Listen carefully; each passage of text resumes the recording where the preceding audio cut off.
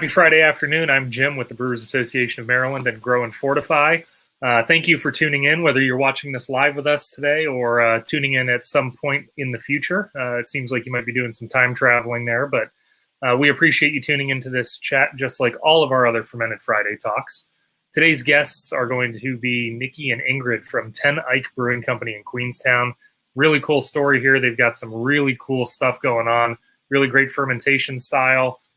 Some unique fermentation equipment that we're going to talk about, some really great beers. So I'm excited to chat with these two about all these great things that are happening at a brewery that opened in 2020 in the middle of this crazy pandemic that we're kind of seeing hopefully show up in the rearview mirror. For general announcements for the Brewers Association of Maryland this weekend, Governor Hogan did say that at 5 o'clock this afternoon, Friday the 11th, that breweries, wineries, and distilleries throughout the state may go back to 100% capacity, depending on what their county jurisdictions have said. Look at the counties, look at what's going on there. But it's starting to sound like brewery tasting rooms are opening back up a little bit. Get out this weekend if you feel comfortable. Wear your mask, stay physically distanced, but show your support for our breweries. They've been through a whole lot in the last 12 months. They would love your support. They would love to see you come in and support them in their tasting rooms. Buy beer to go, buy beer for curbside pickup, carry out delivery, ship beer if they're doing that. Show your support one way or another. But if you get a chance to get out and enjoy the sunshine, enjoy the beautiful weather, and enjoy a Maryland tasting room, we highly, highly, highly implore you to do that. If you have questions throughout this conversation, as always, feel free to throw your questions or comments into the chat, whether you're on YouTube or you're on Facebook. We will see them, we will address them, and we'll make you a part of our talk. Rob, you do know them. We were just talking about you. They said they had a lot of fun chatting with you. So please ask your questions if you didn't already ask them when you had them on your show. Without further ado, Nicki and Ingrid from Ten Eyck Brewing Company. Thank you for joining me this afternoon. Hello. Thanks for having us on. Thank you. Absolutely. It's a long time coming. You guys are probably like one of the fastest turnarounds from open to on Fermented Friday of any other brewery. I think Firm may be a little bit faster than you, but other than that, All right. it's pretty quick rebound. I like that. Awesome, because it probably took us the longest to open from beginning of the planning stages to actually open our doors. So that's good. Nicki, I think I've known you for like almost 3 years now. Yeah, we started the planning and the business stuff back in early 2017, and took us about a year to get our building permit and a year for construction to be completed and for us to get our occupancy permit from the county. So yeah, it was a long time coming. So let's tell that story. Where did this whole process start? How did you and your business partners decide, hey, we need to open a brewery. We need to do this now. The time is right. And then, to cap it all off as if the road wasn't a hard enough one to travel, we're going to do it in the middle of a pandemic. Right. If you had told me back then that this was going to happen this way, I don't know if I would have done it, but honestly, some very good friends of mine knew I had been planning and planning to open a brewery, and sharing my kind of like my vision with them and what I wanted the brewery to be about. They said, look, if you're going to do it, we're on board. So just started to make the plans and make it happen. And we happened upon this location where we are at Route 50 and 213 in Queenstown, Maryland, right across from Chesapeake College. We had the opportunity to build it from the ground up, so that's why it took so long. So we're a new construction brewery. We were able to build everything the way we wanted, within reason, of course, within budgetary reasons. But we are literally steps away from the longest traffic light in the state of Maryland in the summertime. So if you're headed eastbound across the bridge, heading over to the shore, we are the first traffic light that you stop at. We're about 17 miles east of the Bay Bridge, and you can see us from 50. And it was kind of a no-brainer, even though it took a very long time. It was kind of a no-brainer to be able to set up shop here and have us be so visible and so close by all the cars that go by throughout the year. So We should add a drive-through. Definitely. it's a good idea. I was just thinking, if you've already got people that have to stop there, they might as well make a real quick swing through the parking lot, grab what they need, and hightail it out of town. Well, honestly, so if you do get stuck at the traffic light, it's about an 8-minute wait for it to turn green. So we could do some. Can you do like car hops, like Sonic or something, like some roller skates? We totally could. We could send people out there with backpacks and cold beers and cups for the passengers. I mean, totally. I like this. This is a whole new business plan that you hadn't anticipated. I just have to find people to volunteer that want to be on roller skates. So if anybody's interested, looking for roller skaters. I'm really tall and I look really cool on roller skates. I'll bet. I might have to duck if we're going through any overpasses or anything, and I definitely won't be able to come through any doorways, but I'll help you out as best I can. Awesome.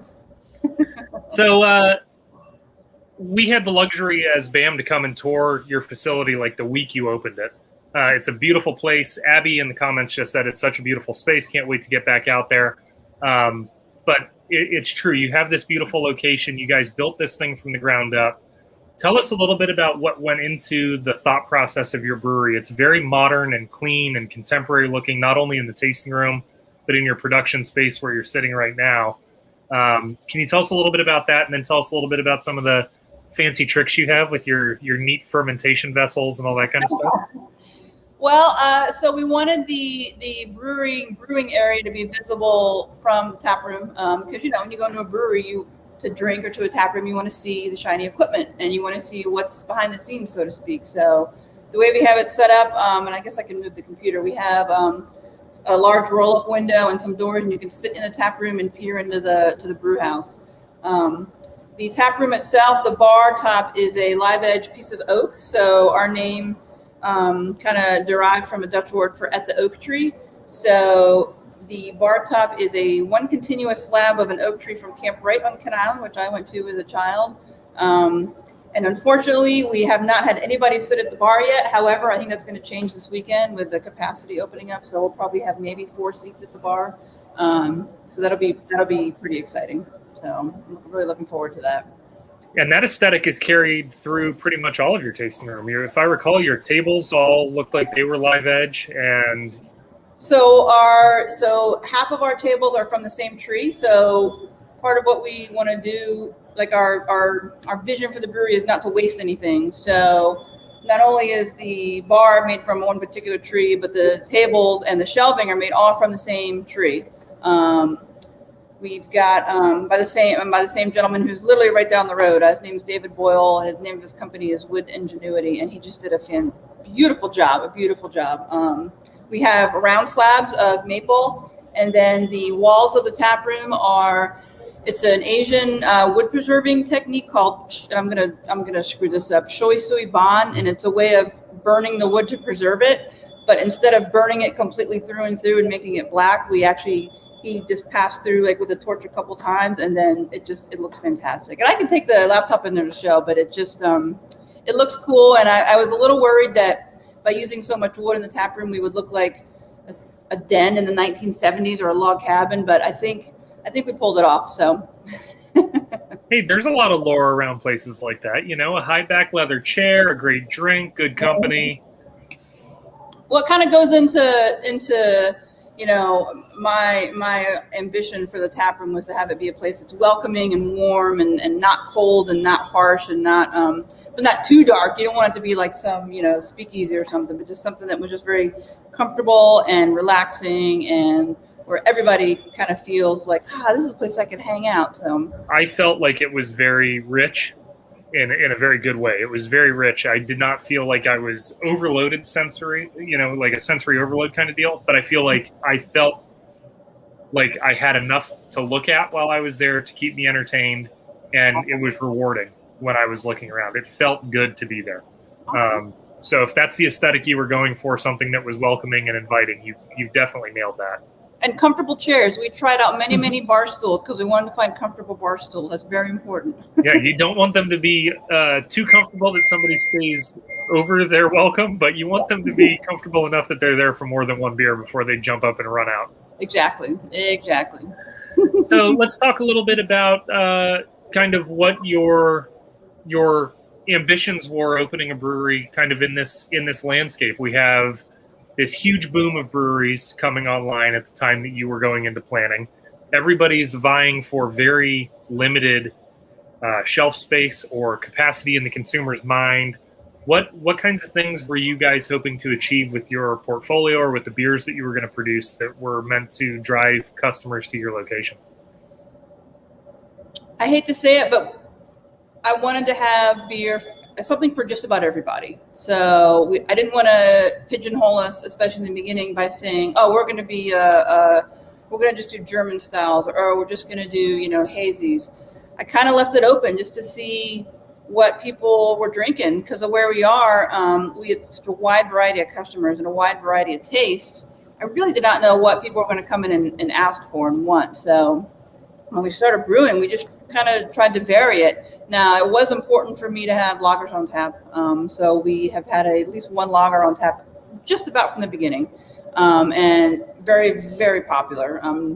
Depending upon the day of the week, our best seller is either one of the lagers or a hazy. Kind of goes back and forth, which is fantastic. We have specific glassware just for lagers, and I often look on the shelf on a busy night, and all of the lager glasses are gone, because that's what people are drinking. So that makes me really happy. So we wanted to offer variety styles. So a brown ale, some stouts, IPAs, saison, Hefeweizen, wheat beer. We have cider on tap. A little bit of everything. And maybe a seltzer on tap soon too. Seltzer too? Yes, and so I may be starting. We'll speak specifically about it in a minute, but I heard a rumor from a little birdie that there might be a seltzer on the way, huh? Yeah, and we've had requests for more things that are gluten free, things that are low calorie, and so Ingrid here said, "Well, let's do a seltzer," and so I said, "Why not?" Why not? So yeah, we do have a seltzer on tap, and we can talk about it in a little bit, but we've had requests for them. So, well, that comment kind of led me into the next question that I was going to ask, which was kind of geared towards Ingrid. Are you hearing things from the customers and your guests that are kind of guiding where you're going, or do you have a stylistic approach to what you guys wanted to do right out of the gate? I think it's twofold. You have to listen to your customer base, because otherwise you're not going to last very long. So you always try to brew the things that they like now, but also try to brew the things that are like true to the person you are and the brewer that you are, and offer them to that same consumer and say, here's something that you like, here's something that I love. And you have the opportunity to have both in the same space. So it's much easier to get somebody to come in and branch out to something that you're really passionate about if they come in the first place. So having things like the seltzer, having things like the cider, or things like lagers and hazy IPAs to bring as many people in as possible is really important, because you get to have that like variety of culture, which is pretty necessary. I think you're absolutely right, especially when you don't want one person in a family to be able to come and hang out there. You want everybody to be able to bring a partner or a friend or something like that, and everybody can have a good time, right? Sure. Actually, where Nicki and I met, we met somebody who said if 12 people want to go out and 11 people drink craft beer and one person doesn't, and you don't have anything else to offer them, you just lost 12 people. Mm-hmm. So It's great to have things that aren't just, the few styles of craft beer that people are used to bring people in. What was your background in brewing? Were you an avid home brewer and decided going pro was the way to go? Or was this like an opportunity that posed itself and you're like, I have to try this? So I homebrewed for about 10 years, and then I installed breweries for about 5, and I found myself feeling more in line with the people that were working in the breweries and the other people that I was working with. So I made the leap, and now I've been a brewer for the last 5 years. That's awesome. What are you finding to be fun about? I mean, there's a beautiful system at Ten Eyck. If you've not been there and looked at the system there, it is gorgeous. It fits the building beautifully. It looks like it is like primed to be as efficient as possible. Are you having fun playing around on that system? Because I think I would be. Oh, absolutely. It's like getting to drive a brand new car. Like, you go in and you essentially have everything at your disposal to make the best possible thing. Who wouldn't be overjoyed? And in addition to just like the brew system, having these 2 Foeders here is like an absolute dream come true. Such delicate, beautiful beers that get to come out of them that most places wouldn't have invested in. So it's really nice. I don't want to be a pain in the butt, but do you mind kind of doing a little spin of the camera so everybody can see the space? Because I think you've got a really unique and lovely production space. So here's our forklift. No, just kidding. So I don't know if that's probably. It looks great. And one of the things to note is that a lot of this lighting is all natural because you have those high windows up there. Yes. So our brew house area is 2-story, but it's open. So we've got our contractor was brilliant and said we were going to put tiny windows in. So we have a lot of natural light, and it's just it's awesome. It is great. I'm gonna make everybody dizzy here, but so yeah, we've got our 10-barrel Portland Kettle Works brew house that's steam fired. We've got our stainless tanks here. There we go. Got a 20-barrel and 310, and then we've got a 20-barrel bright tank. So this is our stainless aisle, and then over here is the oak aisle. So we've got 2 oak foeders made by Foeder Crafters of America in St. Louis, Missouri. Went out a couple years ago and met the owner, Matt, and toured the facility, the production facility, and then just I had some Foeder beers prior to that, and planning the opening of a brewery, that was my wish. Like we're not opening a brewery unless we can make Foeder beers. So it was definitely in the work from day one that we're going to have as many Foeders as we could possibly afford. So we started with 2, but obviously the goal is to have more. And I'm doing a terrible job of holding the computer, but there we go. They're beautiful. And so you were telling me all kinds of fascinating things about that egg-shaped one when I was out there. Can you explain the difference between the 2 Foeders and what they impart to beer and why they're so integral to what you guys are trying to do? Ingrid might be able to do a better job of putting it into words better, okay. so that the people can understand. But okay, try. So we have the large brown Foeder and the egg Foeder, and essentially here what we do is we use them as a clean Foeder and a ret Foeder, but typically you get more surface area and more oxygen contact in the brown Foeder, whereas with the dome Foeder you get less oxygen contact, so you get more anaerobic activity from your ret beers or anything that's bacteria cultured. Very cool. And yes, we are living dangerously by putting them so close together. Mm-hmm. Is there really a concern of any through vessel transmission of any of that nastiness? I don't think so. I mean, I've done a lot of research and talked to a lot of people, and as far as just migrating on its own, not really. I mean, they're always closed. They're never just open. So yeah, it seems like it would require some intent or malpractice through hose swapping or something like that, right? Yeah, we're pretty careful. So, well, they're beautiful vessels, and I think that they added. Not only do they add a cool visual appeal to the visit, but I think they do great things for beer, and that's really cool. I like that one. That looks like Dr. Evil's escape hatch. That thing is. Oh.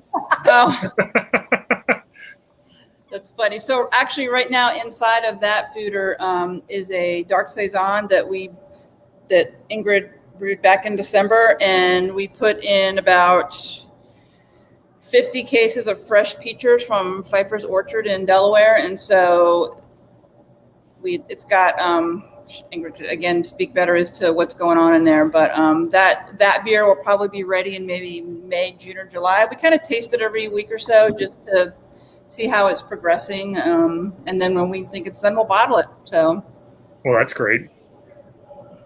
Everybody likes dark beers in the summer. Don't let them pretend that they don't. Dark beers are heavy. They're not. I mean, we're drinking one right now. They're not heavy. So yeah.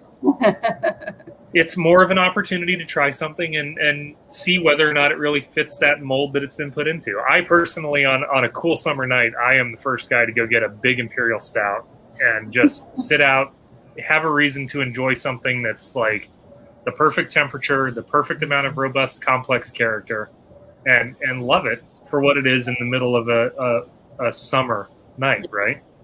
Well, and as to what Ingrid was saying, if we have those approachable beers here and people are coming in, once they're in here and they're loving your beer, Then you say, hey, you know what? I bet you might like this Saison. Ooh, what's Bingo.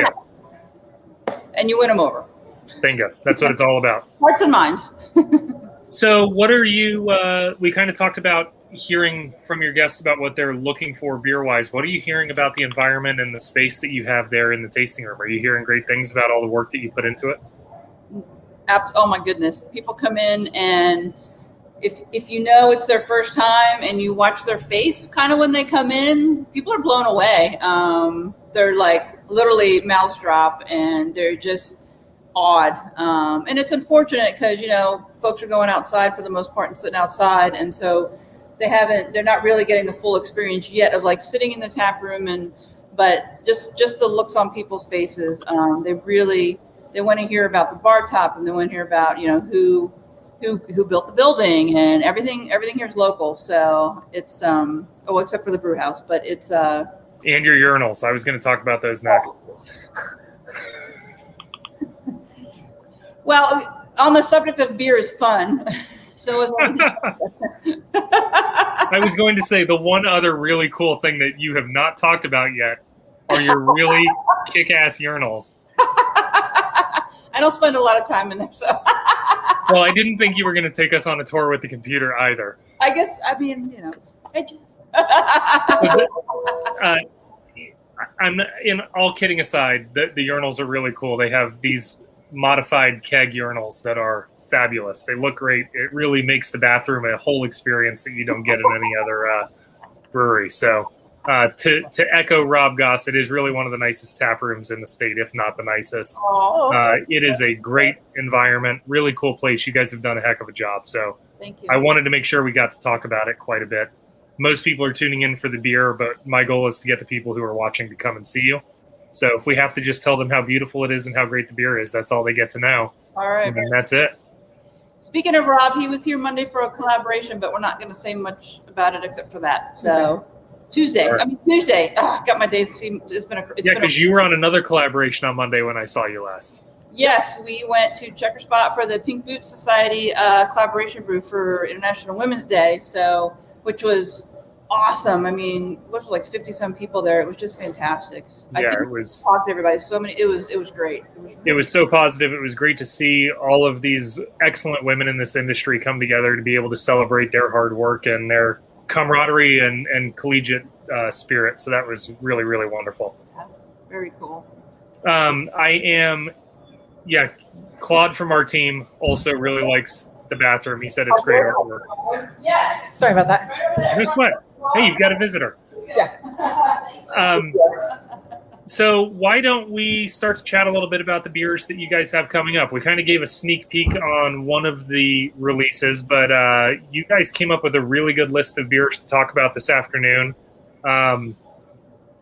Surprising to me, you guys are already releasing canned product. I thought everything was going to be like draft and tap room only. I didn't realize you had a plan to package in 16-ounce cans, so that's great. You kind of you just adapt and overcome. Hey, are you mobile canning or did you purchase a canning line? Both, actually. No way. We did purchase a small canning line last year in anticipation of having limited cans just in the tap room for people to grab to go, in addition to, crowler and growler fills. So it's a little two-head Wild Goose. It's a fantastic machine. But then, the world changed. And so we're used for our larger canning runs, like 20 barrel we have Ironheart coming in doing mobile canning. That's been great too. They're a fantastic company to work with. They do a great job, and we know that we're putting the beer in the cans correctly, so to speak. So it's really working out really well. It's also nice to have somebody who's kind of totally experienced with their system be able to operate it rather than have that huge learning curve of how does every one of these beers independently work on this system. Yeah, absolutely. Yeah, a lot of moving parts. Yeah. Yeah. A lot of variables. So you gave me 4 beers that you wanted to chat about. Which order do you want to go in? What are we starting with? The hardest one to pronounce. There we go. The one we're drinking right now. So let's talk about it. What is that beer, and tell the viewers all about it. Sure. So it's the Scythe Indiscriminate because it contains a large variety of different sugar sources. So it's spelt and wheat and It's oats terrible lighting in here. and Pils malt and also some molasses for like a big round complexity. And we put it into those foeders you guys were just talking about. And it sat there for about 2 months. We put it out into cans, which are beautiful. Nicki is like really, really good at designing and getting cans ready. Nicki, you designed that? Oh my God, no! Jeez, no. I told our label designer what to draw, and he did it. Oh, okay. I thought you drew it. I was going to say, man, you've been holding out. You've got all this creative skill. No, we have a couple different designers we've been working with. Rob Brownlee Tomaso originally did our logo 4 years ago, and he's been doing a lot of our can art. So yeah, he designed. Well, Ingrid is actually the one who came up with this. She said, "Hey, Rob, make it look like this," and he did. So there you go. So what are the tasting notes? You've got molasses as an adjunct. You've got all these really great malt components. What are we, big roasty character, or is it more on like the chocolatey coffee side? It's probably more like dried dark stone fruits. So like fig and dates. It's got some kind of bit of coffee notes to it, but it's also got a lot of vanilla and like oak characteristic because it spent those 2 months in the foeder. So is that stainless fermentation and then 2 month age, or is it all fermented in the foeder? 100% foeder fermented. That is awesome. Very cool. So it's not just an aging vessel. You are using this for full fermentation cycles and Absolutely. True imparting of what's meant to be imparted by the wood. For sure. That's great. There's not a whole lot of 100% fermentation done in wood anymore for beer. A lot of it is done on that hard stainless, and then you get the added benefit of aging in wood. This is the way it was done in the beginning. So I mean, why the heck not? Are you finding that to be challenging to carry fermentation through in the wood, or is it fermenting like it should be and feels like it's progressing like a beer would? I feel like it's probably, I prefer the way that everything goes, doing it 100% wood. I actually love those way more than I like stainless steel. Stainless steel is like the industry standard, but the wood is so delicate and gives so much character. And yeah, the fermentation happens just like it should. So yeah, I love those things. That's awesome. It's great to hear that, and it's not like there's any trepidation to being involved with what's going on in the foeder, because some places you hear people are like, oh yeah, we really love them. They impart great flavors in beer. Not really sure how to do it, you know? So it sounds like you've got a handle on what you're using for your equipment, and that's wonderful. Oh yeah. So what's the plan? Is that the only one that we're talking about today that was foeder fermented? Yeah, for today. So what is the plan? Is it like every couple of weeks, or I guess every couple of months, because you're probably looking at an 8-week to 10-week cycle probably for most of those beers? Just about. So rotating, or are you going to keep up with one style throughout the year? Oh no, we're going to continue to move through and do essentially what the season dictates, because that's sort of how you need to brew. So like you have to be dictated by your weather, be dictated by what you're passionate about, and be dictated by what you can get locally. So we're going to use the inspiration from the area where we have, which grows tons of great produce and makes a ton of great different tasting things. And we're going to put as much through that thing as possible. What's in there now? Oh yeah, so right now we have... Way to ask my question for me, Nicki. Oh, sorry. What am I here for? Why don't you guys just do this? I'll put you on. Join us later for the Nicki and Ingrid show. Happy Friday. Right after this, we went with a Hell's Lager that we're actually going to split down into 2 beers. It's going to become an Italian Pilsner and just a 100% essentially oak, very buttery, like soft Hell's Lager, which I love. It tastes so good. It's pretty good. We had some yesterday while we were labeling. It was pretty good. How much of your... I have a lot of familiarity with barrel aging beers. I don't have a whole lot of familiarity with the impact that beers have on foeders. What kind of impact is your batch to batch like rotation going to pick up from the beer prior to it? So Nicki went out and got a really nice steamer. So we have the ability to, in that one, we're pretty much going back to square one every single time. steaming it out and making sure that nothing remains from the last batch, so we can use it as each batch is its own unique thing. Whereas I think the egg foeder is going to impart all of that bacteria from batch to batch to batch to batch. So it's going to be a growing, almost Solera project in the egg foeder, which is going to be really exciting to see what happens. Like watching a serialized TV show where you're like, bam, bam, week to week, everything gets to change. So beer to beer, everything gets to just build in complexity, which is going to be really exciting for the next however many years. Yeah, that's really cool. Decades. And what did you say? Decades. Decades? I was going to ask, what is the lifetime? I mean, can you get a decade of use out of one of these as long as it's held up well and the wood is healthy? There are foeders in Europe that are hundreds of years old. So yes, their longevity is proven over and over again in all kinds of different things. A lot of different winemakers have used these for, through generation to generation to generation. They get passed down like a house. That's awesome. Well, it's going to be exciting to see like all of the tradition and kind of spirit carry on as you produce more beers through these. I'm excited to hear how they go. And please be very, very vocal about when that Helles is coming out, because the Italian Pilsner split, I'm all on it. Just let me know. I'll be there. Awesome. It's a long drive from Frederick, but I will come. I promise. Yeah. Road trip. That's right. I was going to say, we can trade beers. I'm sure there's tons of stuff out there that we don't get here, and we can just I think we can make that happen. I have no adversity to that. Why not? Awesome. All right. What's next on the lineup that you wanted to chat about? You got some really cool names. I'm liking all of these names, by the way. It's up to you. Either one. Let's say this one is just. It's That's not just. well. It is. It is a wonderful beer, and I love it. But it's a kind of a one-off. It's a 7% IPA. It's the beer that we started out drinking today. We liked it so much we put our logo on it. But it's part of like the kind of philosophy that we have of using underappreciated hops to make a really, really good beer.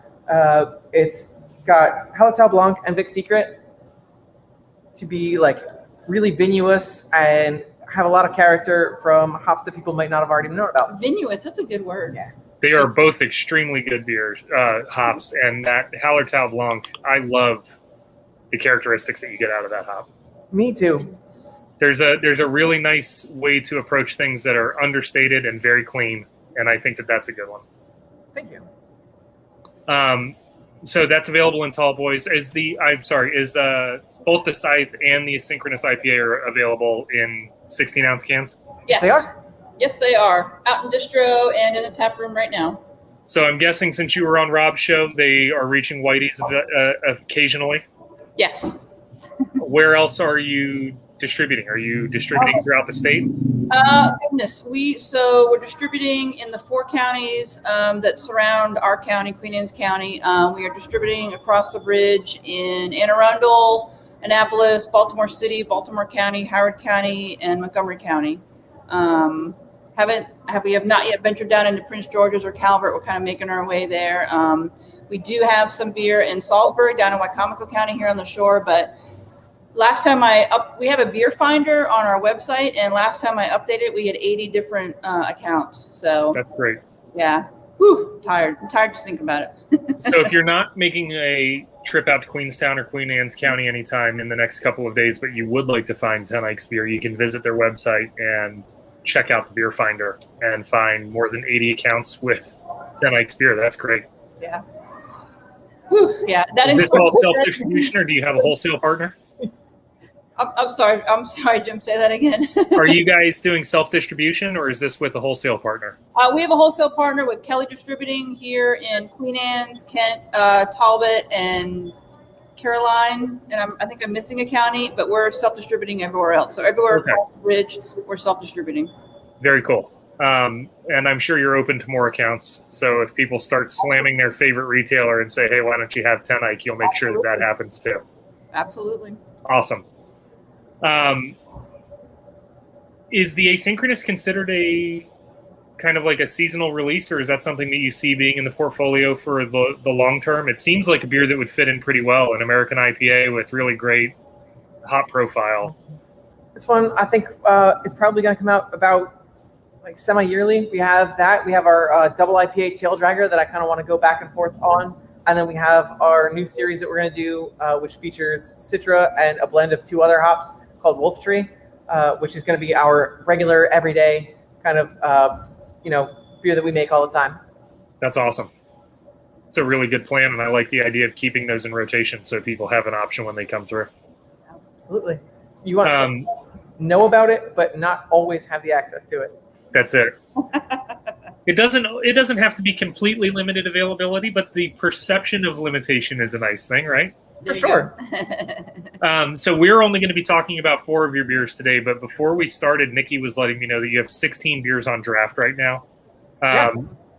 What we're talking about today, is that representative of kind of just what you would see generally? Or are we planning to always come in and see a couple of varieties of pale ale and a couple of varieties of maybe darker styles, or will it always be leaning heavily one direction or the other?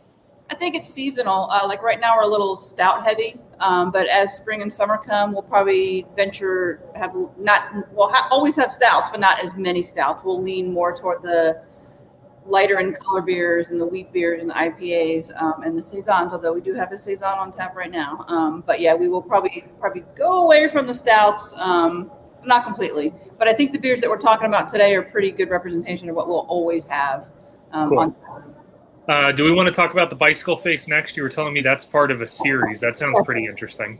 I like Ingrid. Go ahead. Ingrid is the Vanna White of the beers. Hey, it worked out well. Let me throw you up on your own image so people can see the artwork a little bit better. There we go. This label was done by Melissa Crane of Crafted Crane Designs, and it's just awesome. She took her idea and just ran with it, and it's just fantastic. Love it. Oh, we're pouring. Okay. Ingrid, I like the way you think. I mean, if you're talking about it, it might as well be in the glass, right? But I'm a little sad that you don't have a beer in your hand for this. I apologize. Abby and I actually had a meeting prior to us jumping on here, and I had a couple of half pours of beer, and I'm going to pace myself for the rest of the afternoon. That's embarrassing. It's got a great color. This iteration, and I'm going to hand it back over to Ingrid, but this iteration is pomegranate and strawberry, but I'll let her. She talks about it better than I do, so I'll just drink it. So essentially with the whole Bite Face series, we're doing kind of a refined fruited sour, which is lightly fruited with vanilla, so kind of that almost pastry fruit, and lightly soured, so it's really approachable for anybody who wants to get into it. So for a lot of people that I've talked to, it's sometimes their first jump from wine. They're like, oh, I'm a wine drinker, I like these things. It's like, well, okay, so you have that dryness. This is like got a really dry character the way it drinks, and it brings a lot of people in from other aspects of the craft industry. So I really like it. Yeah. And we plan on doing the next one up is 100% tangerine with vanilla. So it's got that kind of like orange. Oh, like a creamsicle? Yeah, exactly. Oh man, now you're speaking my language. Sure, except for the pickle shot. So. So that's going to be up next. Right as summer hits, we're going to come out with that and like be that perfect like orange creamsicle down the shore kind of drink. There is this huge trend with these fruited sours where it seems to be like, how much fruit can we jam in here? I love this approach to a kind of an understated fruit approach or a low fruit addition to still bring out all of the beautiful parts about the beer. Absolutely. It's a lot like, somebody who wanted to come here for wood vessels, I really love lambics. And this, I wanted really to try to echo that with the, like, while it tastes like fruit, it's not a smoothie. I like that. And what is the base style? Is it a kettle sour? So it's a sour, but it uses a new breed of yeast that makes lactic acid as it ferments. So it's sort of in the style of a kettle sour, but without having to spend that much time in the kettle. So all of the fermentation and all of the funkiness can occur in your fermenter rather than occurring in your kettle. Yes. Nice. Well, nothing like being able to free up an additional brew day, right? That's right. Yeah. Keeping up with capacity and production is a beautiful thing, and not restraining that through kettle souring is also very nice. Yes. Yes. Rob just said that is selling very well for them. Oh, awesome.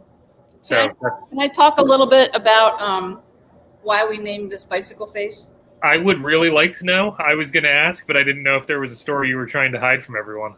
No, not at all. So I don't want to draw the story out too much, so I'll give you the short version. But You've got 20 minutes. Okay, back in the 1800s, when bicycles, that bicycles were starting to become a thing, and so bicycles kind of came a way for women to be more independent and experience more freedom and get out and do things on their own. So a very smart group of doctors and some other folks decided that women should not ride bicycles.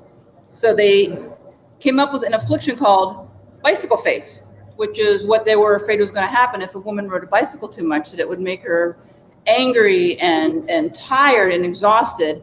And so we are a 100% women-owned brewery. So we knew we were going to do something to kind of not celebrate this word, but kind of bring it to light. So we decided a sour would kind of be the no-brainer choice for that. So, and I'm doing a horrible job of explaining where that term came from. There's a much more academic way of talking about it, but I think you did great. You called it an affliction. You've referred to all of the things that would normally be, and we already have another brewery in the state embracing hysteria and hysterics. So I think it was great to have another female-oriented affliction that you could put onto your can.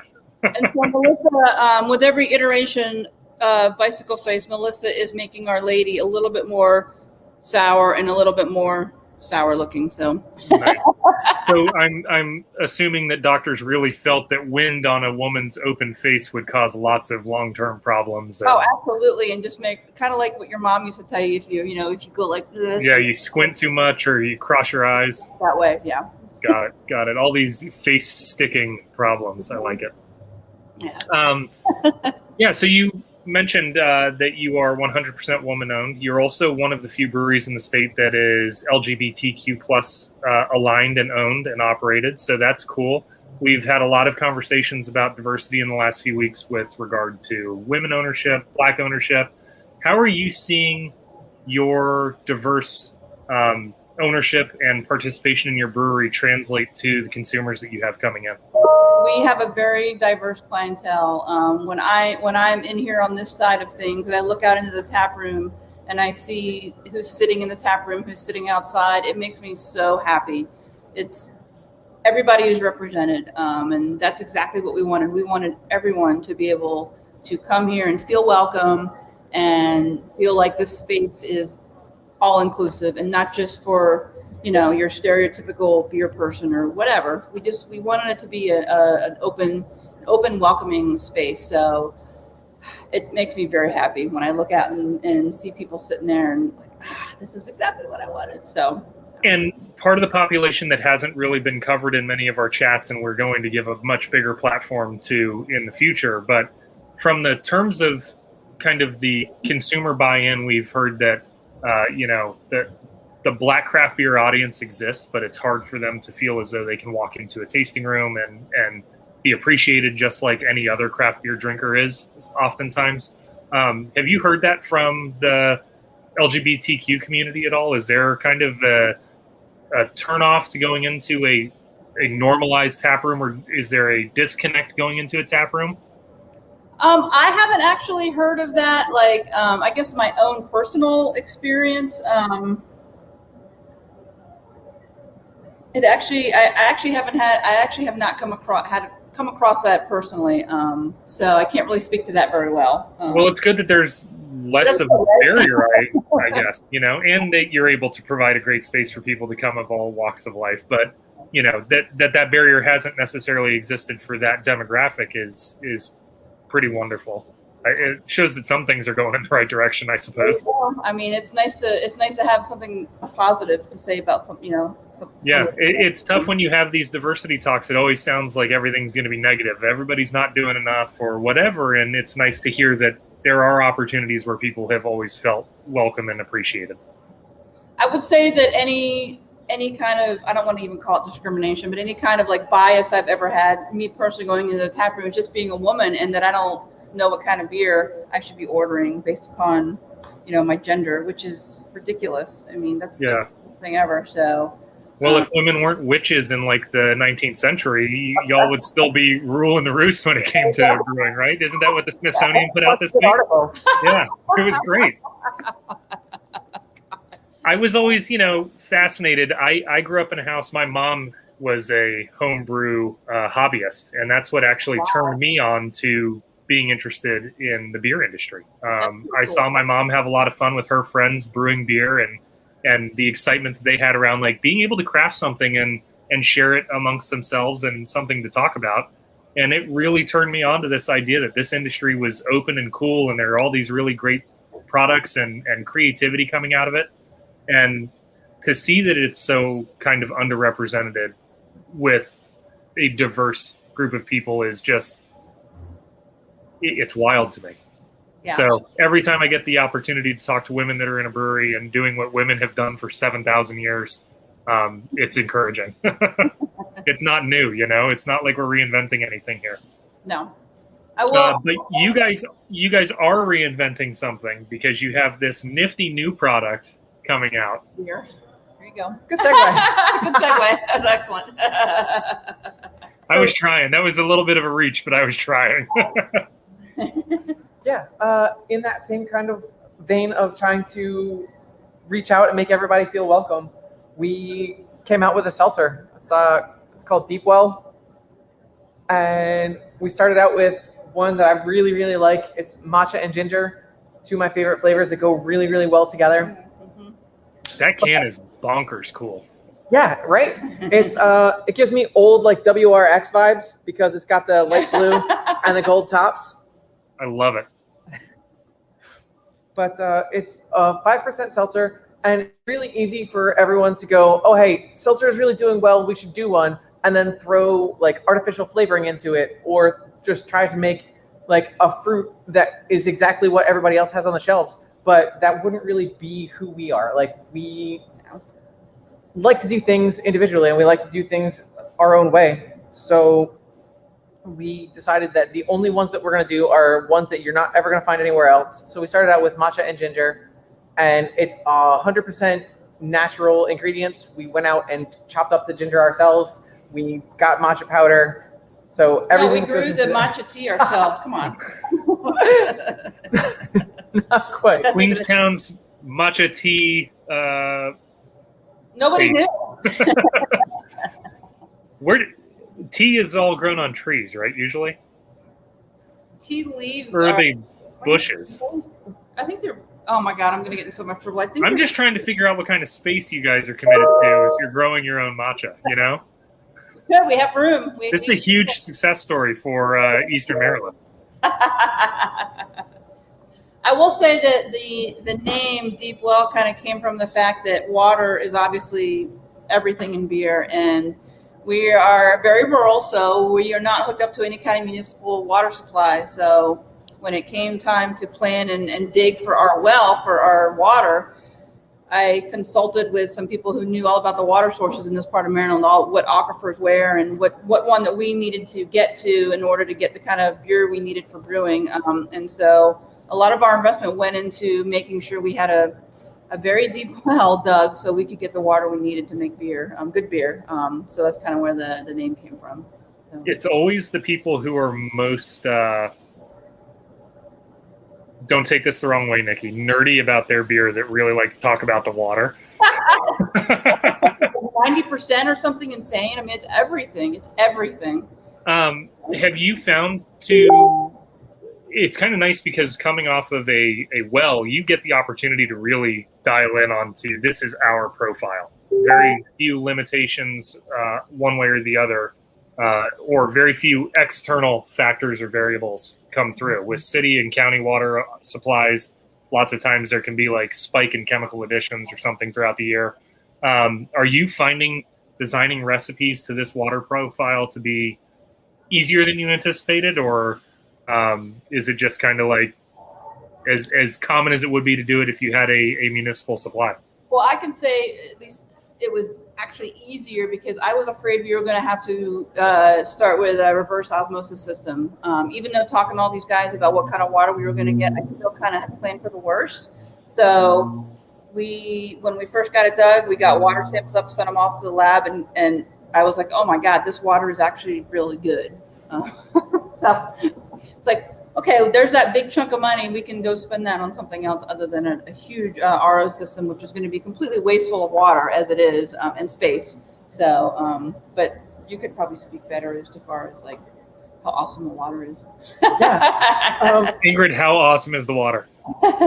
It's so fantastic. It gets to be our own unique voice, and we're so lucky to be somewhere that has a water character that is not just palatable, but adds something to the type of beer that we like to make here, and not starting from zero. It's so easy to go from zero and then build out from there, but then you kind of get lost in the haze of like everyone starts out with zero water and tries to emulate some other kind of style, whereas here we get to go, here's our water, it's just as much a part of our beer as we are, like it's just as much a part of the beer as like the building or the people who make it or anything. It gets to have its own personality, which is wonderful, because the more personality you have, the better off you are. That's awesome. And you feel like you're able to craft your recipes for styles around what your water profile is. Are you doing a lot of like remediation and chemical addition or salt addition to match waters, or?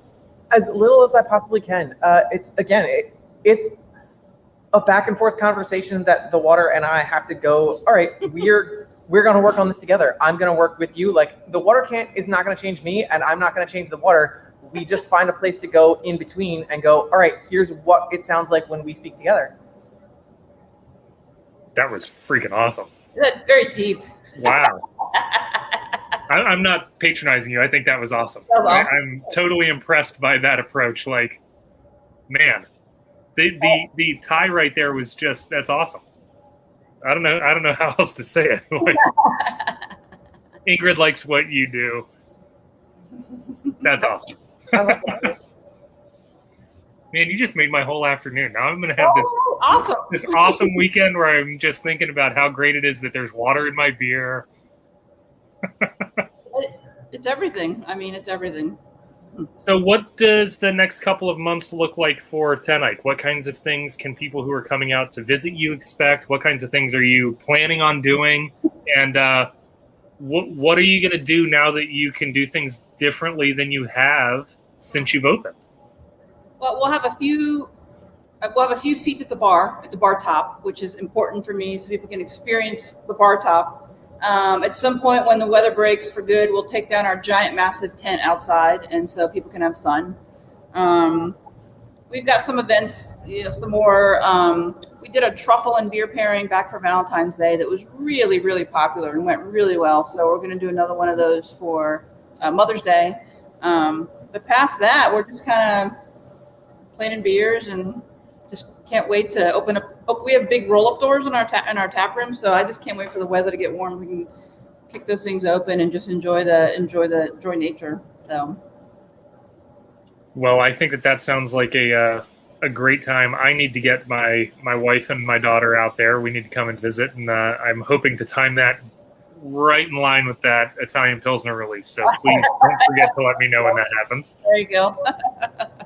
I want to give you the opportunity to tell people how they can follow what you're up to, whether it's on social or newsletters, whatever things they can do to show their support for you and keep an ear to your ground. And then tell us what people can do to support you in terms of buying your beer. Well, we have a Facebook page. We have an Instagram page. We have a TikTok, which I am in charge of, and I've done one post, and I will get better about that. I just recently put the beer finder up on our website, so you can go on our website, teneckbrewing.com, and see where you can find our beers in cans and on tap. I would say to support us, come to the tap room, but support those places that have kind of signed on to support us and are carrying our beer. Go to those liquor stores, go to those restaurants and bars that have our beers on tap and support them, and support other breweries in the state of Maryland as well. I mean, that's huge. We're all kind of in this together. So support I hate to beat the drum, but support your local brewery or support your local breweries as much as you possibly can. I think that your steadfast support for all of the Maryland breweries, it cannot be understated. I think that the first 7 or 8 times that I interacted with you was through you doing things with other breweries, whether you were checking in at a brewery to learn about their process to open, whether you were there to support a collaborative beer. You helped out with the Suffragette Stout last year at Denison's. I think that your investment in the industry cannot be understated. You've done a hell of a job being a great colleague to all the other breweries that are out there, and I hope that they've been just as beneficial to you while you were going through your opening. I wish there was some way that we could possibly repay them somehow. I mean, just from their beginnings, the first couple of breweries that helped me out were Attaboy and oh my god, I'm blanking. Holy shit. So many breweries have helped me. I can't even think of them now because now I'm on the spot. But let's see, Attaboy and Checker Spot and True Respite, Black Flag, and oh my god, Matt and Emma are gonna kill me. What's the one in Silver Spring? Oh Astrolab. Oh my god, There you Astrolab! go. Jesus Christ, yes, Astrolab and Attaboy were two of the first breweries that really helped us out. So. As soon as you said Matt, and I thought you said Matt and them, and I said no, she said an Emma. Okay. Jeez. Don't worry, I'll email them right after this and tell them that you forgot about them. Okay. All right, cool. And Brewing Fire and all the other 3 breweries here in Queen Anne's County. There's Cult Classic, Bull and Goat, Patriot Acres Farm Brewery. They have been a huge help and very supportive. And it's just there's no possible way for me for us to kind of repay them for the help they've done. What can you do?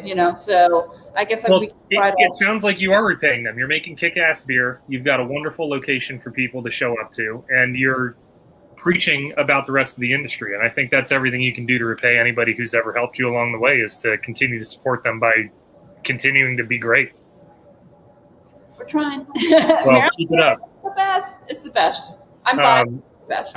You guys have done a great job. Thank you very much for joining me this afternoon. Please, if you're tuning in now live or you're tuning in at some point in the future, go and check out all the great things that Ten Eyck is doing. If you have not been to the tasting room, I cannot tell you enough. Make your time. Get out there. It's a very cool visit. It's a really great place to see. The beers are wonderful. I think I tried 6 or 7 beers when I was out there, and every one of them was delicious. And I'm excited to see what you're able to do in the next couple of months and years. So keep it up. Keep drawing those great crowds. Take that tent down. And I can't wait. Nicki, email me when the Italian Pilsner is coming. All right. For everybody who's tuning in this afternoon, have a very safe weekend. Enjoy the weather. Go visit Ten Eyck. Go visit your favorite local brewery. Capacities are coming back up, so things are starting to feel normal. Wear your mask. Physically distance. Don't be a jerk. Just go out. Do what you need to do to keep everybody safe and have really great beer. Check out marylandbeer.org if you have any questions about what's going on throughout the state. And tune in next week. We'll see you next time. Cheers. Thank you, Nicki. Thank you, Ingrid. Thanks.